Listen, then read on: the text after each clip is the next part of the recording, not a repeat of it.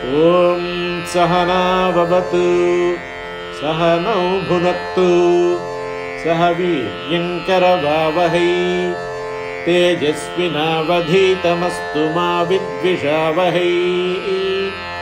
ॐ शान्ति शान्ति शान्तिः। ॐ अथ पुरुषो ह वै नारायणो कामयत प्रजासृजेयेति नारायणात् प्राणो जायते मनः सर्वेन्द्रियाणि च खं वायुर्ज्योतिरापः पृथिवी विश्वस्य धारिणी नारायणात् ब्रह्मा जायते नारायणात् रुद्रो जायते नारायणादिन्द्रो जायते नारायणात् प्रजापतयः प्रजायन्ते नारायणात् द्वादशादित्या रुद्रावसवः सर्वाणि च छन्दागुंसि नारायणादेव समुत्पद्यन्ते नारायणे प्रवर्तन्ते नारायणे प्रलीयन्ते। ॐ नित्यो नारायणः ब्रह्मा नारायणः शिवश्च नारायणः शक्रश्च नारायणः या वा पृथिव्यौ च नारायणः कालश्च नारायणः दिशश्च नारायणः ऊर्ध्वं च नारायणः अधश्च नारायणः अन्तर्बहिश्च नारायणः नारायण एवेदगुं सर्वम् यद्भूतं यच्च भव्यं निष्कळङ्को निरञ्जनो निर्विकल्पो निराख्यातः शुद्धो देव एको नारायणः न द्वितीयोऽस्ति कश्चित् य एवं वेद स विष्णुरेव भवति स विष्णुरेव भवति।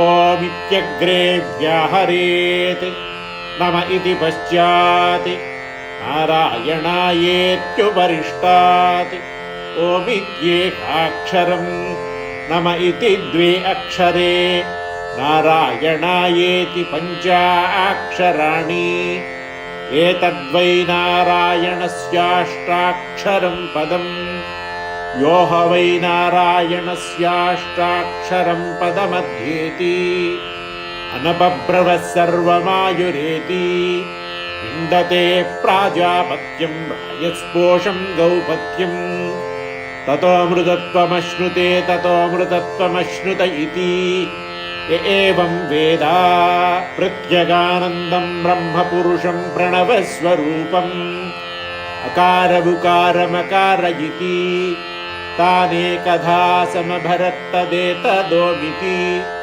यमुक्त्वा मुच्यते योगी जन्मसंसारबन्धनात्।